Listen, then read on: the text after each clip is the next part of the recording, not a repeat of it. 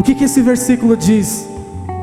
Deus, primeiro eu quero chamar a atenção para duas partes desse versículo. Primeiro Deus vai, chama Elias e fala para Elias: olha, eu quero que você vá para essa cidade e chegando lá, que você peça comida. Eu quero te falar uma coisa: se você recebesse esse desafio hoje, qual que seria a sua posição? Será que você chegaria e falava para Deus: Deus, pode deixar que eu vou, eu não tenho R$1, mas eu vou ministrar a palavra do Senhor onde o Senhor está me ordenando? Quem faria isso? Levante a mão. Sem dinheiro, sem recurso algum. Glória a Deus pela sua vida. Mas quero te falar algo: não é todos que fariam isso. Por quê? Porque nós somos muito racionais, sim ou não? Nós pensamos muito no dia de amanhã, sim ou não? Mas Elias não temeu, ele simplesmente ouviu e seguiu. Eu quero te fazer uma pergunta: quem aqui já teve uma experiência com Deus da seguinte forma? Você tem um recurso, só que você sabe que amanhã você precisa desse recurso para, sei lá, ir para uma entrevista, ou você precisa desse recurso para se alimentar. E no momento de oferta e dízimo, Deus constrangeu o seu coração em ofertar tudo aquilo que você tinha.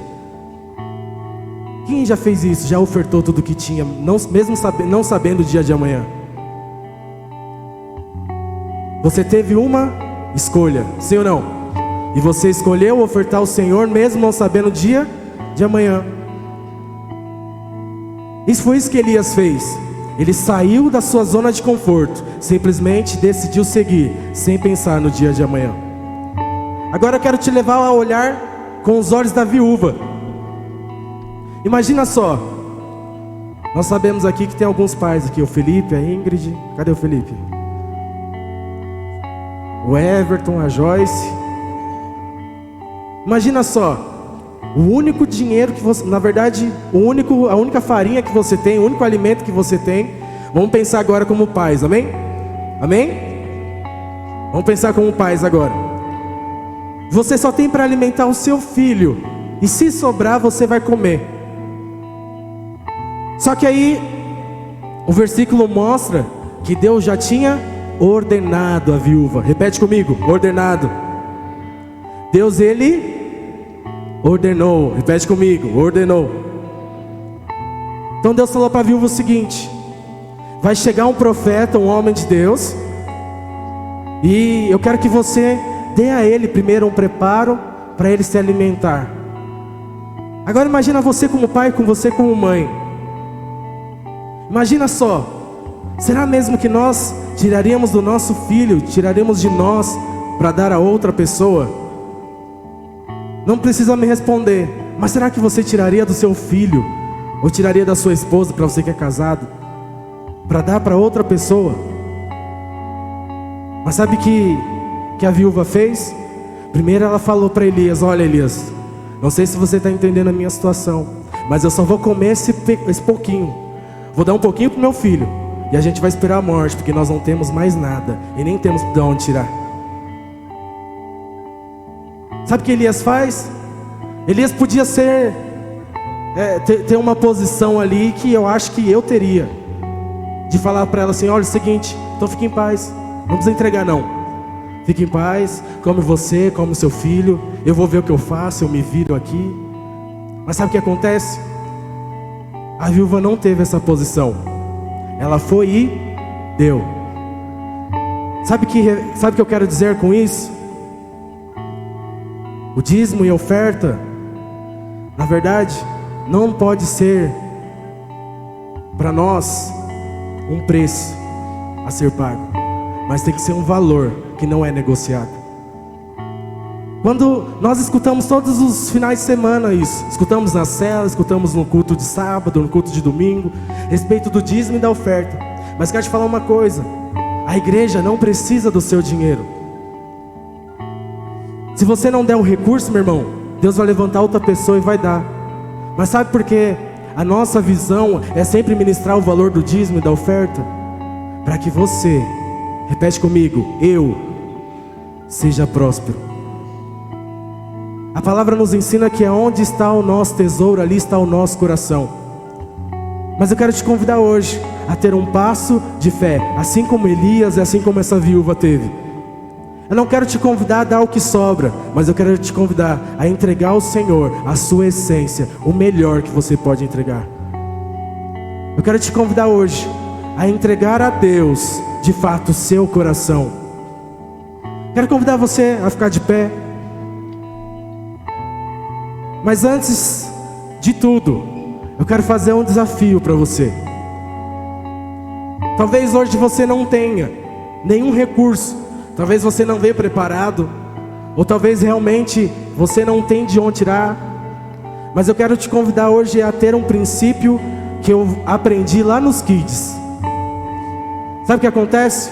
Quando uma criança não tem o dinheiro, ela vai lá, chega no gasofilácio, pega o coração e entrega ao Senhor. Eu quero convidar hoje você, por mais que você não tenha esse recurso, mas que você coloque o seu coração diante do Senhor e fala: Senhor, me prepara, porque eu quero ser próspero e eu quero avançar também nessa área. Amém? Amém? Então quero convidar você a sair do seu lugar e entregar o seu coração diante do Senhor. Amém?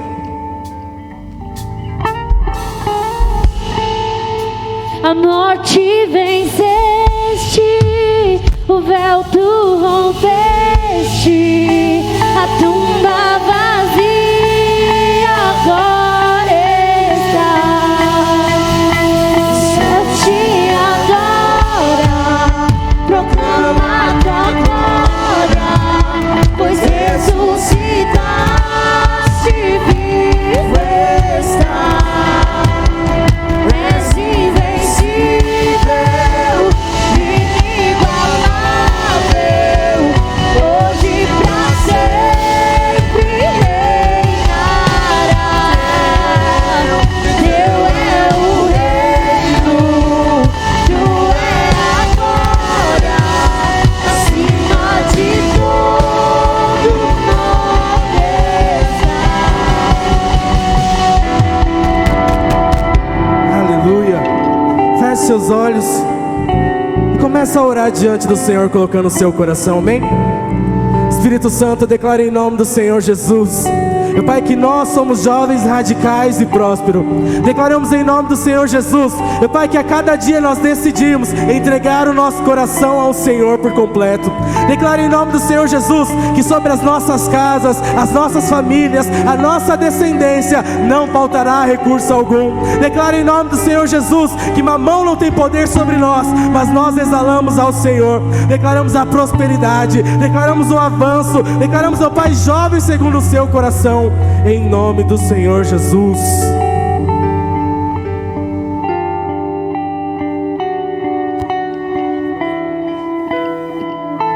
Pode tomar o seu lugar, irmãos.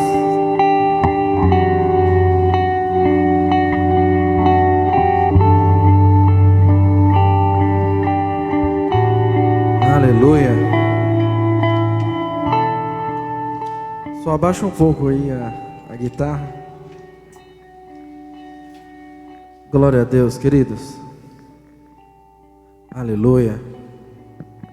Os irmãos estão bem? Aleluia. Glória a Deus. Queria chamar aqui a Karina, o Christopher também.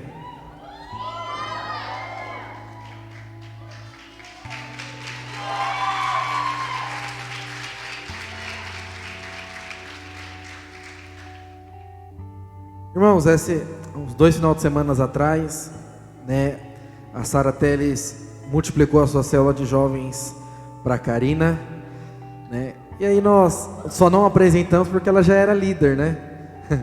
Então ela já era líder de kids, se tornou líder também de jovens agora. Responsabilidade, hein, filha? Benção. E aí hoje o Marcos também multiplicou para o Christopher, né, uma célula. O Christopher não era líder de kids.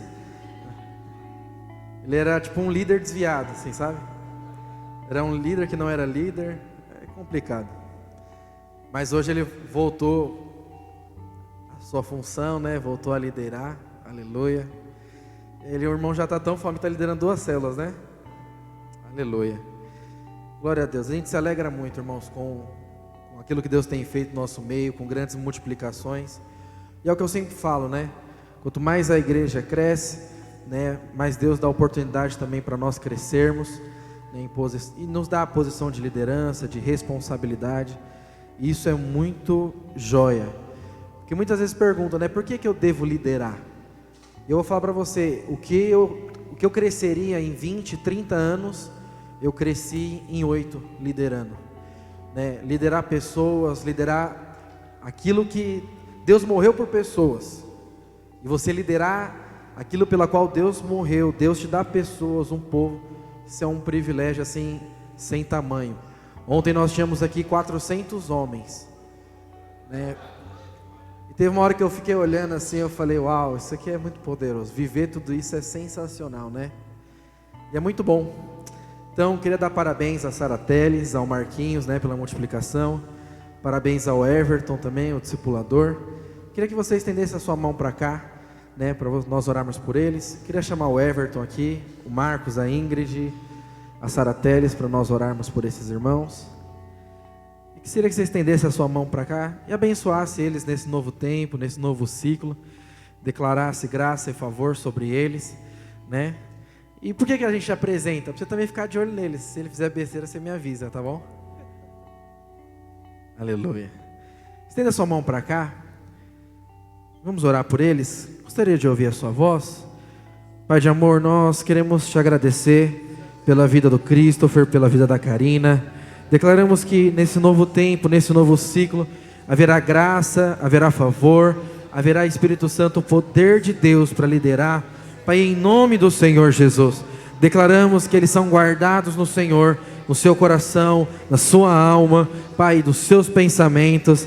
Pai, declaramos que o diabo, ele perde as suas forças ao tentar minar a sua liderança. Pai, em nome do Senhor Jesus, declaramos, Espírito Santo, que o Senhor guie os passos de cada um dos dois, Pai, da Karina, do Christopher, e leve a eles a prosperar na sua liderança, em nome de Jesus.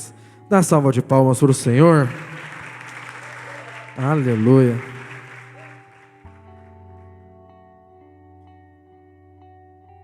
Glória a Deus. Aleluia. Sabe, queridos, até ontem eu ia compartilhar com você sobre o verdadeiro significado da Páscoa, né?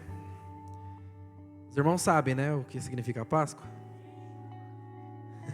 Então, por isso que eu não ministrarei sobre isso. Mas é porque ontem o pastor André Venturim, ele me falou algo que eu fiquei pensando nisso, eu fiquei meditando, e isso tocou muito meu coração. E aí hoje eu acordei, assim que eu acordei, o Espírito Santo falou comigo, e aí eu falei, eu acho que eu vou pregar então sobre isso. Você sabe, quando nós estamos numa situação muito difícil das nossas vidas, e que você olha assim para as circunstâncias e você não vê as coisas, você não vê que as coisas vão melhorar. Você fala, olha, não tem mais jeito. E aí o que a gente costuma dizer? Agora é só Deus. Só que quando você fala isso, ou você chega nesse estágio, é que você nem em Deus acredita mais. Tipo assim, ó, tá nas mãos de Deus, agora é só Deus. Só que isso não é, quando nós falamos isso, nós estamos falando isso, mas a gente não fala isso alegre, por exemplo. A gente fala isso de uma maneira muito triste, tipo assim, nossa, agora é só Deus. Só que eu fiquei meditando nisso. Porque se fosse só Deus mesmo, nós deveríamos falar isso de uma forma muito alegre. Porque nenhuma situação estaria no melhor lugar do que nas mãos de Deus. Certa vez, Davi, ele errou com a nação de Israel. E por conta do erro dele, ele deveria ser punido. E aí Deus fala para ele, olha, você tem 2 opções. Ou você vai ser punido pelas mãos dos homens, ou você será punido pela minha mão. Só que quando Deus fala isso para Davi, você tem que entender que naquela época ninguém conhecia a graça de Deus, como nós conhecemos hoje. Eram poucas pessoas que tinham a convicção de que Deus de fato era amor, de que Deus de fato era graça. Poucas pessoas tinham percepções de que Deus de fato era bom. E Davi era uma delas. E Davi ele fala: eu não quero ser corrigido pelas mãos dos homens, eu quero ser corrigido pelas mãos do Senhor. E aí ele fala: por quê? Porque o Senhor é bom e misericordioso. Então, quando o pastor André falou isso para mim ontem, eu fiquei meditando e eu falei: é verdade. Eu acho que a gente precisa, para andar no sobrenatural, precisamos entender algumas coisas que hoje talvez a gente não entenda, que é o que é de fato viver pela fé. Porque essa é uma outra palavra que deturparam. Você pega um missionário, falei: irmão, como você está? Ele fala: vivendo pela fé. O que você pensa? Está passando fome, está passando necessidade, precisa de ajuda. Mas viver pela fé deveria ser motivo de alegria para todos nós. Viver pela fé deveria ser viver a melhor maneira possível. Por quê? Porque nós estamos vivendo, na vontade de Deus. Então, eu quero falar sobre isso. Eu quero falar sobre como que nós podemos viver o sobrenatural de Deus. E fala para o seu irmão assim: o sobrenatural de Deus se vive por meio da fé. Há 2022 anos atrás, Cristo morreu na cruz. E quando Ele morre na cruz, a sua morte, ela nos traz salvação. Mas ela não traz somente salvação. A Bíblia diz lá em Isaías, capítulo 53, que por suas pisaduras nós fomos sarados. Ou seja, por conta da morte de Cristo, Ele nos dá salvação e Ele também nos cura. Ele leva sobre si as nossas enfermidades. Mas Paulo vai dizer também que a morte de Cristo nos traz justiça. Ou seja, agora diante de Deus nós somos justos. Ou seja, Ele nos salvou do inferno, Ele nos trouxe cura e Ele nos justificou. Lá em 1 Pedro, a Bíblia vai dizer que as bênçãos do Senhor agora correm atrás de nós. Por quê? Porque agora nós somos justos. Ou seja, Deus nos salvou do inferno, curou as nossas enfermidades, Ele nos justificou e Ele também agora nos deu todas as bênçãos. Por que, Neto? Eu fui abençoado com todas as sortes de bênção, porque Ele cumpriu todos os mandamentos. E agora quando eu estou nele, como eu e você nós estamos em Cristo, nós recebemos toda a recompensa que Ele deveria receber. Por isso que as bênçãos do Senhor correm atrás de nós. Então, quando Cristo morre na cruz, Ele não morreu só para te salvar, mas Ele morreu para te dar todas essas coisas. Então na cruz do Calvário, eu e você nós recebemos vida abundante. Na cruz nós recebemos saúde, prosperidade, alegria, relacionamentos restaurados, descanso, paz. Tudo isso é fruto de uma vida no Espírito. Tudo isso é fruto de uma vida de alguém que experimentou da cruz de Cristo. Mas a grande questão é, Neto, eu sou filho de Deus, eu creio na cruz, mas eu não experimento dessas coisas. E aí a pergunta é essa: por que que nós não experimentamos daquilo que Cristo nos deu? Por que que nós não experimentamos aquilo que nós de fato temos direito em Cristo Jesus? Sabe por que que nós não conquistamos? Porque as bênçãos de Deus, elas não são acessadas por conta de uma promessa. O que eu quero dizer é que não adianta você estar numa situação ruim, a sua célula não cresce, a sua família não está dando certo, e aí você fala para Deus: Deus, é o seguinte, se você mudar essa situação, eu prometo, e até Aparecida de joelhos. Deixa eu falar, irmãos, isso não comove o coração de Deus. Isso não move o coração de Deus. Porque Deus não requer de você penitência. Porque isso é uma penitência. Irmãos, se eu for daqui até minha casa a pé, é uma grande penitência para mim. Imaginem ir aqui até Aparecida a pé. Misericórdia. De carro eu já devo cansar. Então, as bênçãos do Senhor não é acessadas por essas promessas. E Deus também não tem dó de você. Deus não olha para os seus filhos e se comove: nossa Deus, nada dá certo, você me odeia, blá blá blá blá blá blá blá blá blá. Isso também não comove o coração de Deus. Porque muitas vezes essa é a nossa postura. Eu fiz tudo certo, Deus. Onde está você? Onde estava você nessa situação? Nada dessas coisas comovem o coração de Deus. E nada dessas coisas faz com que eu e você, a gente viva aquilo que nós temos para viver nele. Você fala, Neto, então o que faz? O que eu posso fazer para acessar o sobrenatural de Deus? Você precisa exercer fé. Se existe algo que Deus não resiste, é encontrar o coração de um homem ou de uma mulher cheio de fé. Certa vez a Bíblia diz, Jesus está caminhando, então aparece uma mulher cirofenícia na frente dele. E aí essa mulher fala, Senhor, cura o meu filho. Jesus olha para ela e fala, eu não posso curar o seu filho, porque as bênçãos é só para os filhos. Quando Jesus fala isso, Jesus está querendo dizer o quê? As bênçãos é só para aqueles que é de Israel. Você não é de Israel, as bênçãos ainda não são para você. Mas aquela mulher, com o coração cheio de fé, fala, os filhos sentam à mesa, mas os cachorrinhos comem das migalhas que caem na mesa. O que ela está querendo dizer? Os filhos vão receber as bênçãos, mas se tiver algo para mim, um pouco, o mínimo para mim, eu quero receber. Jesus olha para aquela mulher e fala, olha para aquela mulher, ela olha para os discípulos e fala, eu nunca vi em Israel uma fé como essa. E o que aconteceu? A Bíblia diz que o filho dela foi curado. Então, o que faz com que eu e você, a gente acesse a vontade de Deus, experimente do sobrenatural, é a nossa fé. Por isso eu quero compartilhar sobre isso. Sobre nós termos uma fé inabalável. Para a gente exercitar uma fé irresistível, podemos dizer.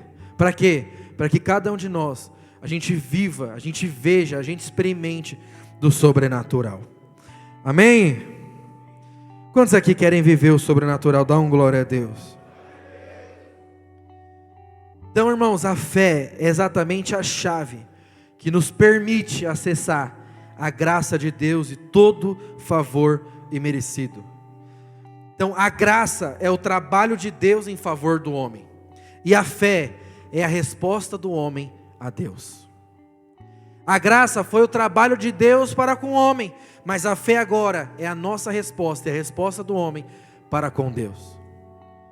Tem outras pessoas também que muitas vezes não acessam as promessas de Deus por conta da lei. Sabe por quê? Porque acha que elas não são merecedoras. Fala a verdade. Quando algo deu errado na sua vida, a primeira coisa que você pensou foi o quê? O que eu fiz de errado para Deus? Qual o mandamento que eu não obedeci? Será que o meu dízimo está em dia? O cara nem lembra. Porque existe de fato irmãos que são legalistas. E eles acham que Deus está punindo eles porque eles não obedeceram. Mas você sabe, lá na Páscoa, no Êxodo, Deus dá uma direção para o povo de Israel. E a direção que Deus dá para o povo de Israel é: mate um cordeiro perfeito, sem mácula, sem ruga. O animal precisa ser perfeito. Por quê? Porque aquele animal representava Cristo. E aí depois de matar o cordeiro, Deus fala para eles: agora vocês vão passar o sangue nos umbrais da porta.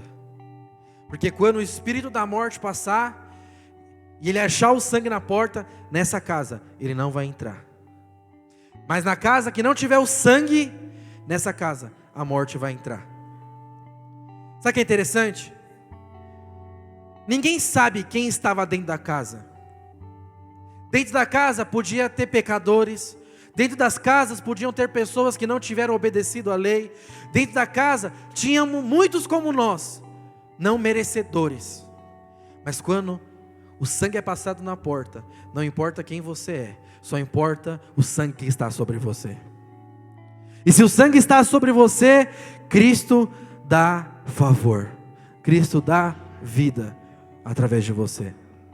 Então não importa se você foi bonzinho ou não foi, não importa se você obedeceu ou não obedeceu, não importa se você pecou ou não pecou. Eu quero te falar, a lei, ela foi vencida em Cristo, e agora em Cristo nós podemos acessar a graça dele por meio da obra do Calvário. Então, quando muitos não acessam o sobrenatural por conta da lei, você tem que lembrar que não é sobre a lei, não é sobre a obediência, mas é sobre a fé. Tem uma frase que eu gosto muito que fala assim: a vida cristã não é sobre conquista. A vida cristã é sobre apropriação. Ou seja, eu não conquistei nada, mas eu me aproprio daquilo que Cristo conquistou para mim na cruz. E é isso é que é vida cristã. É sobre a apropriação daquilo que Cristo fez nas nossas vidas. Eu quero ler com você um texto lá em João capítulo 15.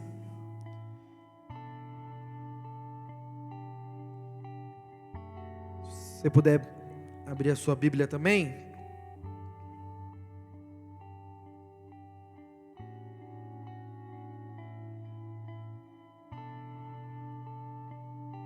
Olha só o que a Bíblia diz, a partir do verso 1. Eu sou a videira verdadeira e meu pai é o agricultor. Todo ramo que estando em mim não der fruto, ele corta. E todo o que dar fruto, limpa, para que produza mais frutos ainda. Vós já estáis limpos pela palavra que vos tenho falado. Permanecei em mim e eu permanecerei em vós. Como não pode o ramo produzir fruto de si mesmo, se não permanecer na videira, assim, nem todos vós podeis dar, se não permanecerdes em mim. Eu sou a videira, e vós os ramos. Quem permanece em mim, e eu nele, esse dá muito fruto, porque sem mim, nada podeis fazer.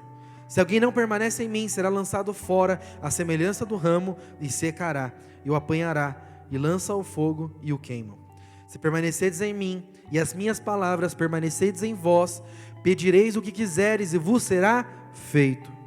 Nisto é glorificado meu Pai, em que deis muitos frutos, e assim vos tornareis os meus discípulos. Como o Pai me amou, também eu vos amei, permanecei no meu amor. Se guardardes os meus mandamentos, permanecerei no meu amor, assim como também eu tenho guardado os mandamentos do meu Pai, e no seu amor permaneço. Eu tenho-vos dito essas coisas, para que a minha alegria esteja em vós, e a sua alegria seja completa. E o meu mandamento é esse, que vos ameis uns aos outros, assim como eu vos ameis. Ninguém tem maior amor do que este, de dar a alguém a própria vida em favor dos seus amigos. Vós sois meus amigos, se fazei o que vos mando. Já não vos chamo servos, porque os servos não sabem o que o seu senhor faz, mas vos tenho chamado de amigos, porque tudo quanto ouvi do meu Pai, eu vos tenho dado a conhecer. Não foste vós que escolhestes a mim, pelo contrário, eu vos escolhi a vós outros, e vos designei, para que vades e deis muitos frutos, e o seu fruto permaneça, a fim de que tudo que vocês pedirem ao meu Pai, em meu nome, eles vos concedam. E isso vos mando, que ameis uns aos outros. Se o mundo vos odeia, sabei que primeiro o mundo me odiou. Se vós fosseis do mundo, o mundo amaria vocês. Como todavia não sois do mundo, pelo contrário, dele vos escolhi, por isso o mundo vos odeia. Lembrai-vos da palavra que eu vos disse, não é o servo maior do que o seu senhor. Se não perseguiram a mim, também perseguirão a vós outros.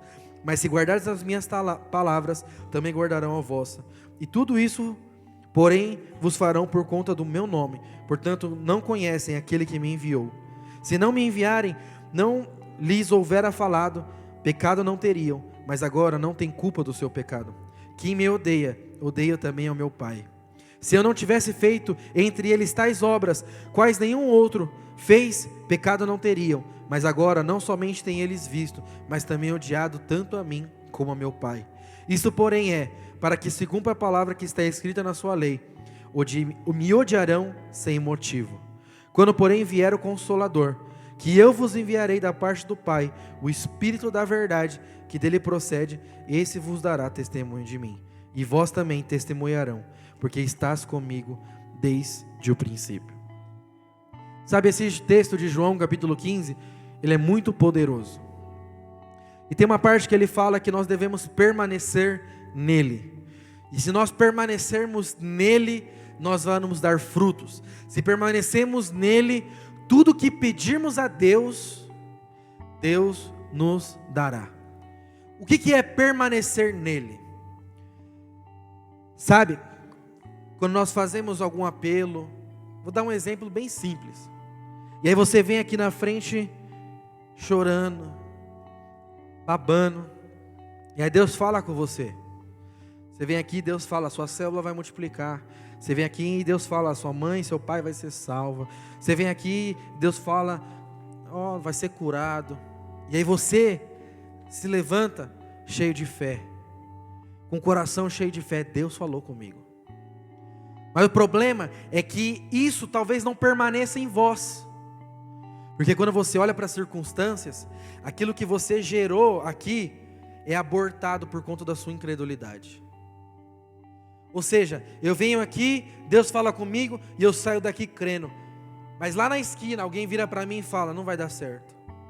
Ou você olha para as circunstâncias, você olha para a sua célula, você olha para os seus pais e fala, cara, é impossível essa palavra se cumprir. Ou seja, aquela palavra já não permanece mais em você. E se essa palavra não permanece em você, não tem como você pedir o seu pai te conceder. Por quê? Porque lhe faltou fé. Quando Deus encontra em nós incredulidade, é dessa forma que o sobrenatural é barrado nas nossas vidas. Mas a forma de o sobrenatural se mover é nós nos movendo em fé, é quebrando toda a incredulidade. Neto, como que eu vou quebrar a incredulidade? Jejum e oração. Muitas pessoas jejuam e oram porque elas acham que tem cascas de demônios que só saem com jejum e oração. Eu falo para vocês, isso é mentira. Você fala, Neto, como assim? Está na Bíblia. Não é isso que a Bíblia diz. Você pode ler lá depois. O que acontece? Os discípulos vão e eles não conseguem expulsar um demônio. E aí eles voltam e falam, Jesus, não consigo expulsar um demônio. Jesus fala o quê? Vocês são incrédulos. Ele expulsa o demônio, depois ele vira e fala, mas é que essa casca que ele está falando é uma casca de incredulidade nos nossos corações. Ou seja, ele fala, para você tirar essa casca de incredulidade, só jejum e oração. Ou seja, nós não jejuamos, irmãos, para receber algo da parte de Deus. Nós não jejuamos para alcançar as bênçãos. Nós não jejuamos porque tem algum demônio nos atormentando. Não, nós jejuamos para que o nosso coração seja removido toda incredulidade. Porque quando a incredulidade é removida do meu coração, agora eu posso falar em fé. E aquilo que eu falar em fé vai acontecer. O meu Pai vai conceder. Por quê? Porque o que move o coração de Deus é a nossa fé. Então quando Jesus fala, se permaneceres em mim e eu em vós, tudo o que você pedir eu vou te conceder. O que ele está querendo dizer? Se as minhas palavras permanecerem no seu coração, não tiver um pingo de incredulidade, e você falar e você pedir, o meu Pai vai te conceder, porque Ele achou em você fé. Por isso eu quero te convidar hoje, irmãos, se você perceber que existe um pouco de incredulidade no seu coração, saia correndo. Vai orar, vai jejuar, mas não permita que a incredulidade pare o mover de Deus na sua vida. Jesus mesmo, quando Ele vai ressuscitar uma moça, Ele manda todo mundo sair. Por quê? Porque quando Ele fala, essa moça não está morta, ela só está dormindo, as pessoas começam a rir dele. Ou seja, só pelo fato delas rirem, eles estavam mostrando, ele é louco, eu não acredito no que ele está falando, incredulidade. Mas dentro do quarto só entra Pedro, Tiago e João. Eram os únicos que criam naquilo que o mestre estava dizendo. Ou seja, Jesus falou, todos que não creem saem, porque só vai ficar aqui os que creem. Ou seja, um ambiente de fé. Não sei se todos sabem, mas meu avô está passando por uma situação muito difícil. Ele está com câncer e a situação dele assim piorou muito nesses últimos dias. Então na segunda ele estava bem, na quarta os médicos deram 1 mês de vida, e aí ontem deram menos de 1 semana. E aí, estávamos nós no evento aqui, acabou o evento, minha mãe falou para mim, olha, vamos comer pizza, vem comer pizza aqui em casa. Primeira coisa que eu perguntei para ela, falei, mas como que está o clima aí? Falei dessa forma mesmo. Ela falou, está todo mundo chorando. Eu falei, não vou não, mãe. Por que eu não fui? Eu sei que a minha família precisa de mim nesse momento. Mas sabe qual é o problema? Eles estavam chorando porque eles já entregaram as fichas, já entregaram as moedas. Eu falei, eu não vou participar desse ambiente de incredulidade. Saí com os irmãos, fui para a comunhão, me enchi de fé, cheguei em casa, dormi, acordei, falei, Senhor, eu vou ficar de jejum hoje. Eu vou visitá-lo amanhã.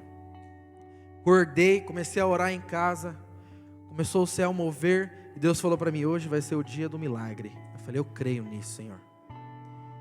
Fui lá ver o meu avô em jejum. Cheguei lá, meu avô já não estava mais na UTI, ele tinha descido para o quarto.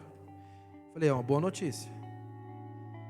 Só que quando eu chego lá, tá lá o meu tio e minha tia. Eles creem em Deus, do jeito deles. E aí, minha tia falou, você precisa ajudar sua mãe, né? Porque já sabe, né? O seu avô vai partir. E para respeitar, não falei nada assim, mas dentro de mim eu falava, tá amarrado. Cala a boca, tá repreendendo, só repreendendo os irmãos. E aí eu virava pro meu irmão e falava, você tem que ter fé, você não pode cair nessa aí, você tem que acreditar. Tenha fé, fé é a certeza que você não vê. Aí eu fui o primeiro a subir no quarto, porque se eu subisse e outro não conseguia, eu falei pro meu irmão, os caras só deixou eu subir um, então vai subir, vai conversar com as enfermeiras, você vai poder subir os outros. Mas se não puder, só um vai poder. Eu falei pro meu irmão, deixa eu vou orar por ele. Cheguei lá, a primeira coisa que eu fiz, coloquei a mão na cabeça do meu avô, e eu comecei a falar, todo câncer eu rejeito agora, eu ordeno que vai embora em nome de Jesus. Quando eu comecei a falar isso, irmãos, ele começou a respirar muito forte. E aí eu falei, calma, avô. Eu comecei a orar, repreender.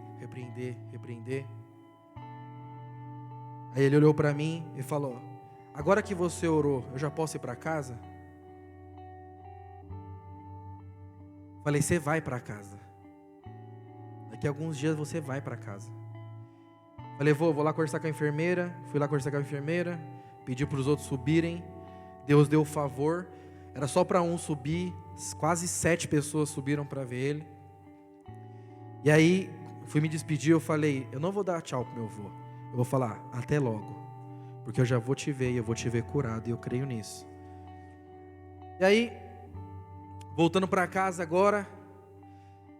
E aí, entrei no meu WhatsApp aqui. E aí eu recebi a notícia.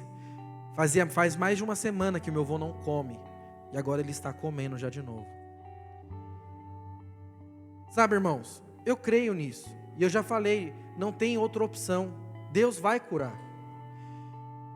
Eu falo para todo mundo, Deus vai curar, não tem outra opção. Deus é o Deus da cura. Nós precisamos entender que nenhuma enfermidade procede de Deus. Nenhuma. A enfermidade agride o nome de Deus. O nome de Deus é Jeová Rafá, o Deus que sara, o Deus que cura. Ou seja, toda enfermidade agride o nome de Deus. Nenhuma enfermidade procede dele. E quando nós oramos que seja feita a sua vontade assim na terra como é no céu, ou seja, a vontade de Deus então é o quê? Curar. Por isso que eu falei, eu não aceito outra vontade sobre a vida do meu avô, a não ser que ele seja curado. E eu creio piamente nisso. Então, eu não deixo que a incredulidade toque o meu coração. Toda circunstância de incredulidade, eu logo rejeito na minha mente, eu rejeito no meu coração. E você precisa fazer o mesmo. Por quê? Porque se as palavras dele permanecem em você, o Pai vai te conceder tudo aquilo que você pedir. Isso é fé. Mas nesse texto de João, capítulo 15, Jesus faz 2 afirmações. A primeira é que o mundo nos odiaria. E essa é verdade. Tim Keller fala, não se crucificam caras legais. As pessoas hoje pintam Jesus como um cara legal. Mas eu creio que se Jesus vivesse nos nossos dias, ele seria muito odiado. Ele já estaria cancelado. Porque ele encontraria alguém que estava pecando e vai falar, isso é pecado. Ele encontraria alguém e repreenderia esse irmão que está fazendo coisa errada. E ele seria cancelado por isso. Por quê? Porque não se crucificam caras legais. E porque nós somos seguidores de Cristo, normalmente, Ele diz, o mundo nos odiará. Então se você está sendo odiado na sua casa, na sua escola, na sua família, fique em paz. Mas outra coisa que Jesus falou é que eu e você nós passaríamos por aflições, mas nós venceríamos cada uma delas. Então, o que eu quero dizer, sabe, o discurso de Jesus, ele parece um pouco contraditório. Por quê? Porque como que a gente pode ter bom ânimo se seremos odiados e se passaríamos por aflições? Como ter bom ânimo numa situação como essa? É porque Jesus, Ele quer nos ensinar que nós não somos desse mundo. Nós somos de outro mundo. Ou seja, nós não devemos olhar as circunstâncias de maneira natural, mas nós devemos olhar para as circunstâncias de uma maneira sobrenatural. O que é sobrenatural? Sobrenatural significa viver sobre a natureza, ou estar acima da natureza. Ou seja, aquilo que é normal, eu e você nós vamos viver acima disso. Então é normal um cego nunca voltar a enxergar, mas Jesus, quando encontrava um cego, ele voltava a enxergar. Isso é o que? Sobrenatural. Quando alguém morria perto de Jesus, o natural era o que? Continuar morto. Mas ele, só por estar perto, ele ressuscitava. O cego via, o coxo andava, o morto vivia. Tudo isso porque o sobrenatural era manifesto através da vida de Jesus. Jesus não vivia de maneira natural. Quando ele olhava para uma circunstância, ele não olhava de uma forma natural.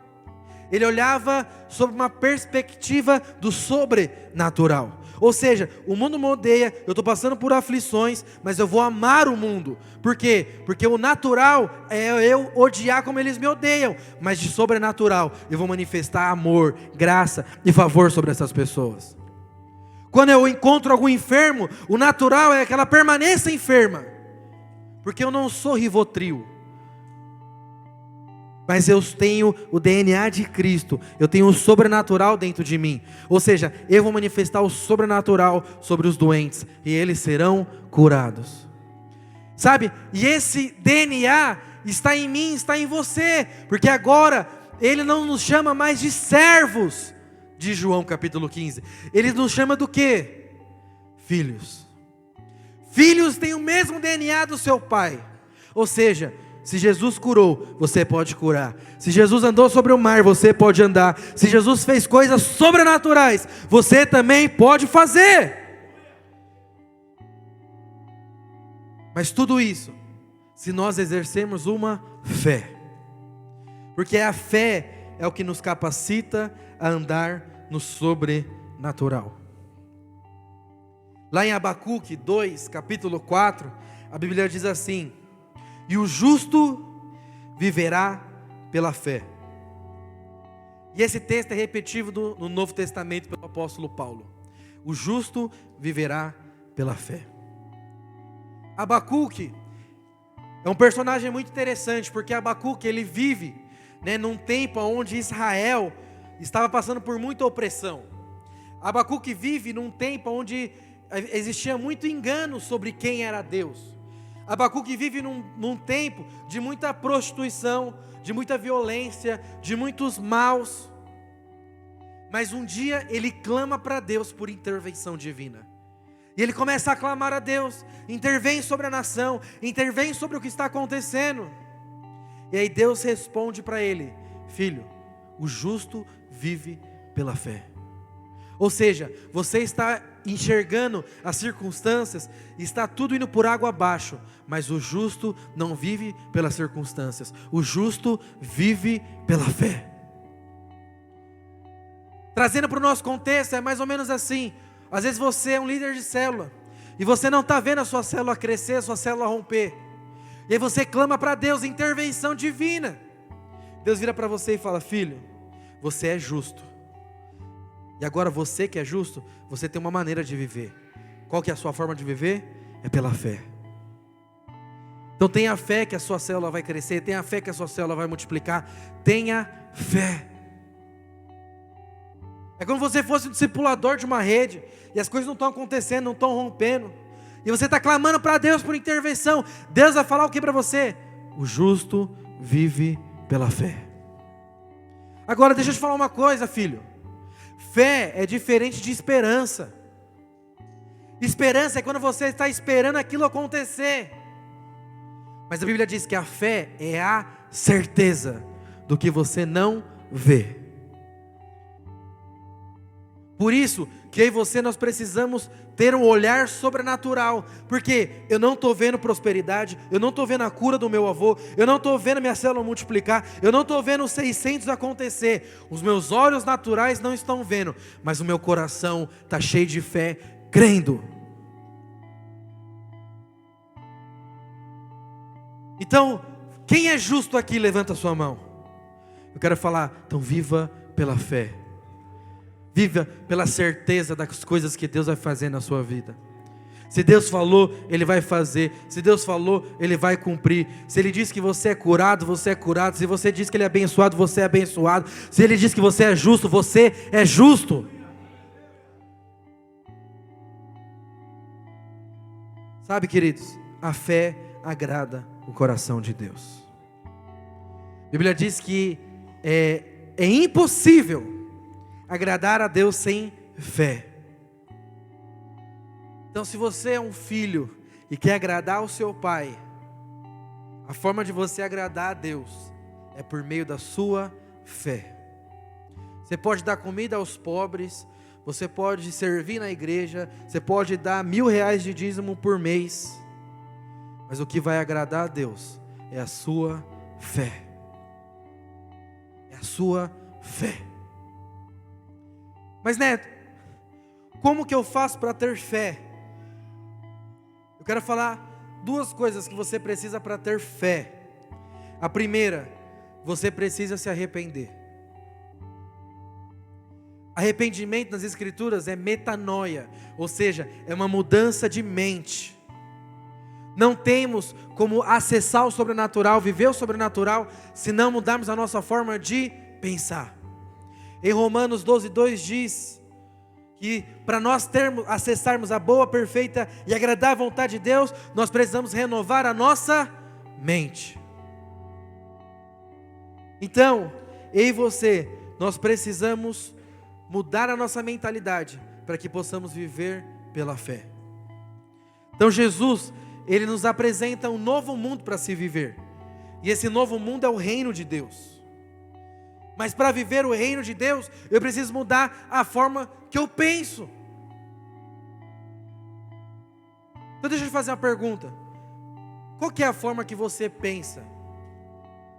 Sobre a sua célula, sobre a sua família, sobre a igreja. Se você não mudar a sua forma de pensar, se você não mudar a sua forma de enxergar quem é Deus, se não houver uma metanoia na sua vida, você nunca vai viver aquilo que Deus tem para você. Porque eu posso estar falando aqui, mas você não crê que Deus pode curar. E se você não crê que Deus pode curar, na sua vida, de fato, Ele não vai curar. Então você precisa ter o quê? Metanoia, um arrependimento. Se você crê que Deus não pode fazer um milagre na sua vida, Ele não vai fazer. Por quê? Metanoia. Mude a sua forma de pensar. Mude a sua forma de enxergar as coisas. Mude a sua forma de ver as coisas. E a primeira coisa é isso. E como que eu faço isso? Por meio das Escrituras. Eu renovo a minha mente por meio das Escrituras. Deixa eu te dar um conselho, filho. Quando você estiver passando por um problema, não vai consultar os seus amigos. Não vai consultar os seus pais primeiro. Não vai consultar o seu horóscopo primeiro, não. Não consulte essas coisas. Primeira coisa, consulte as Escrituras. Vê o que as Escrituras dizem a respeito disso. Como eu falei, meu avô está com câncer. Quando o médico deu para ele o diagnóstico que ele estava com câncer, as pessoas já olhavam para ele e falaram, ele vai morrer. Por quê? Porque câncer para o mundo é sinal de morte. Então se eu fosse consultar alguém, irmão, estou precisando de ajuda, por quê? Meu avô está com câncer. Não, vai morrer. Seria esse o resultado. Mas o que a Bíblia diz sobre isso? A Bíblia diz em Isaías 53, por suas pisaduras fostes sarados. Lá em Tiago diz, Deus cura toda enfermidade. Não é algumas, é toda. Ou seja, quer renovar sua mente? Vai ver o que as Escrituras dizem sobre o seu problema. Está com problema na sua célula? Está faltando frutos? Então vai ler o que a Bíblia diz sobre frutos, o que a Bíblia diz sobre crescimento. Está com problema na sua casa, no seu relacionamento com os seus pais? Vai ver o que a Bíblia diz, o que a Bíblia ensina sobre isso. E é dessa forma que você vai mudar a sua mente. Mudando a sua mente, você pode ter certeza, você vai viver o sobrenatural de Deus na sua vida. E depois que você muda a sua mente, você precisa mudar as suas palavras. O apóstolo Paulo, ele cita nas suas cartas aos Coríntios uma mensagem de Davi. Davi lá em Salmo 116, 10, ele diz, cri, por isso falei. O apóstolo Paulo nas suas cartas, quando ele vai falar sobre fé, ele pega o que Davi falou e ele cita. Ele fala, a fé é essa, cri, por isso falei. O que o apóstolo Paulo está querendo dizer? Primeiro você crê no seu coração, e aquilo que você fala é simplesmente resultado daquilo que você já creu no seu coração. Como que é a salvação? O apóstolo Paulo vai dizer, creia no seu coração e confesse com a sua boca. Ou seja, primeiro você crê, para depois você falar. Você quer ver de fato se o irmão crê em alguma coisa? Preste para ele falar sobre isso. Nas palavras dele você vai perceber se ele crê ou não naquilo que ele está falando. Por quê? Porque aquilo que você fala manifesta a sua crença aqui dentro. Por isso que primeiro você muda a sua forma de pensar. Depois que você mudar a sua forma de pensar, o seu coração mudou. Agora as suas palavras vão estar em linha com aquilo que Deus pensa. Então, se você quer viver o sobrenatural, primeiro, metanoia. Fala para o seu irmão, metanoia. E segundo, as suas palavras. Lá em Provérbios diz que na nossa boca existe um poder. E esse poder é o poder da vida e da morte.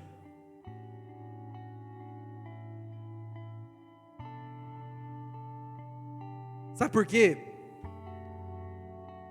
Que às vezes você não acredita que você pode dar certo na vida. Sabe que às vezes você não acredita que você pode ser bem sucedido, que você pode ter um casamento top. Sabe por quê? Porque às vezes o seu próprio pai ou sua própria mãe virou para você e falou, você não vai dar certo. E as palavras têm poder. Acredite se quiser. E se você não acreditar, não muda o fato que elas de fato têm poder. Você pode perceber, você pode estar muito animado, estar muito... Aí vem alguém que você ama muito e fala alguma coisa contrária, isso te abate. Por quê? Porque as palavras têm poder.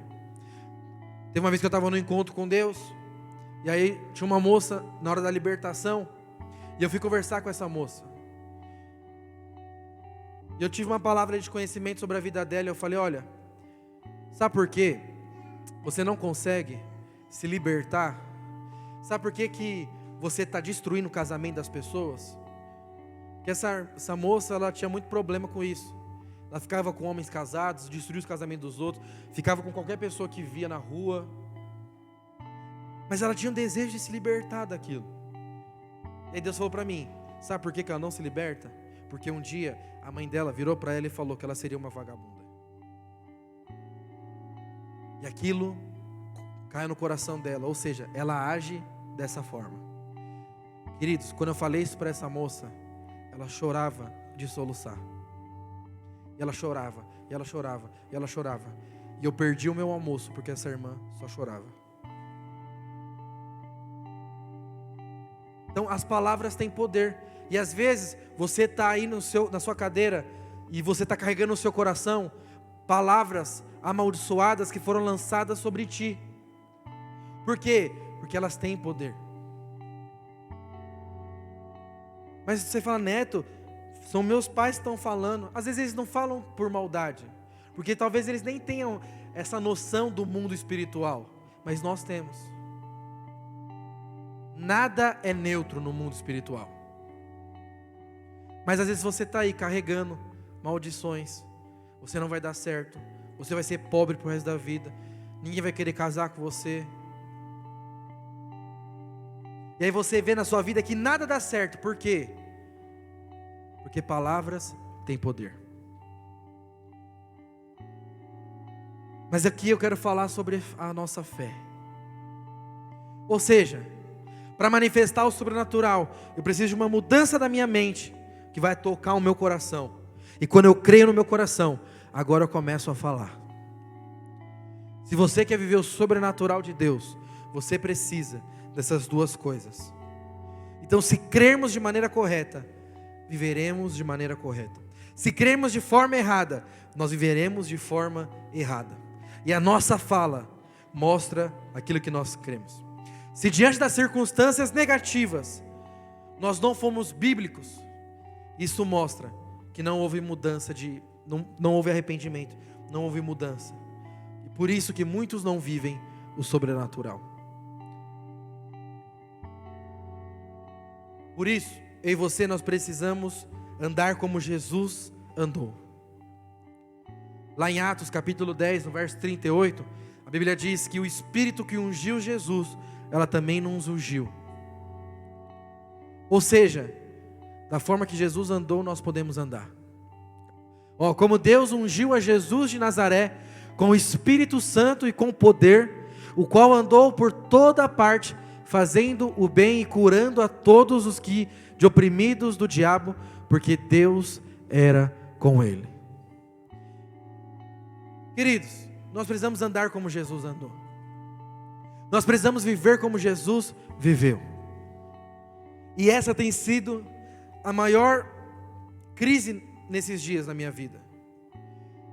Desde o jejum que nós fizemos agora do sobrenatural, eu tenho falado para Deus, Deus, eu quero viver o sobrenatural. Eu quero manifestar o sobrenatural. E a Bíblia diz que o reino dos céus, ele é conquistado por, quem sabe? Violência. Como assim, Neto? Violência. Deus não é o Deus da paz, irmão? Sabe, essa violência não é uma violência contra as pessoas, não é uma violência contra a sociedade, não é uma violência que você vai manifestar, vai quebrar carro, vai fazer passeata, não é isso. Mas essa violência é uma violência que você agride o reino dos céus. Ou seja, eu mudo a minha mente e eu começo agora a liberar fé por onde eu vou. Jesus foi alguém violento, por quê? Porque por onde ele andou, ele confrontou o espírito de incredulidade. Por onde andou, ele manifestou o sobrenatural. Ou seja, o reino de Deus se manifestou, porque Jesus era violento. E nós precisamos ser também assim. Sabe, deixa eu falar, filho, as circunstâncias não podem te amedrontar. Não importa quais são as circunstâncias, você vai ter uma palavra sobre essas circunstâncias, e é na sua palavra essas circunstâncias vão cair. Não importa a dificuldade que você esteja passando, mas a dificuldade ela vai cair, porque pelas palavras de fé que vão sair da sua boca. Porque tudo o que pedires, tudo o que falarem, tudo o que fizerem em meu nome, o meu Pai vai lhe conceder. Então, queridos, eu e você, nós não fomos chamados para ver a circunstância como homens e mulheres naturais. Nós somos chamados a andar por fé e não por vista. Nós fomos chamados e redimidos pelo Cordeiro para viver em novidade de vida. Quem crê, diga amém. A equipe de louvor pode subir já.